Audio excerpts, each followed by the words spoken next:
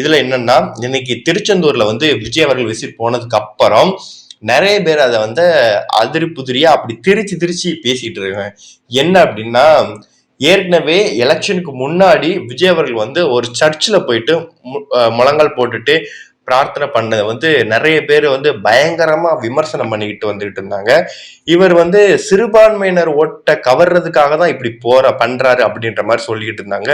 இன்னொரு பக்கம், ஏன் இவர் வந்து சர்ச்சுக்கு இதுக்கு முன்னாடி போனது இல்லையே, எப்போதுமே சர்ச்சுக்கு போயிட்டு இந்த மாதிரி பிரார்த்தனை பண்றது வழக்கம் தான் அப்படின்ற மாதிரி சொல்லிக்கிட்டு இருந்தாங்க. அதே அதே சிமிலாரிட்டியோட இப்போ இந்த திருச்செந்தூர் கோவில்ல போனதையும் சொல்றாங்க. என்ன அப்படின்னா, விஜய் அவர்கள் வந்து கிறிஸ்டின், இவர் எப்படி ஒரு இந்து கோயில் அலோவ் பண்றாங்க அப்படின்ற மாதிரி ஏகோபித்த காரணத்தை வச்சுக்கிட்டு எப்படிலாம் திருச்சி பேச முடியுமோ அப்படிலாம் பேசி சொல்லிட்டு இருக்காங்க. இதுக்கெல்லாம் பதில் அடி கொடுக்குற விதமா தான் எலெக்ஷன் ரிசல்ட் வரப்போகுதுங்கிற மாதிரி அவங்க சைட்லயும் சொல்லிட்டு இருக்காங்க.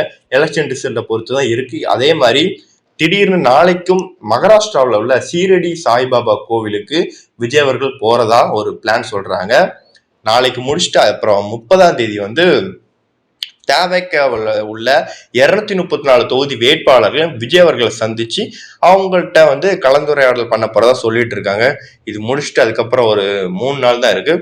ரிசல்ட்டுக்கு வந்து எல்லாருமே ரெடி ஆகிட்டு இருப்பாங்க.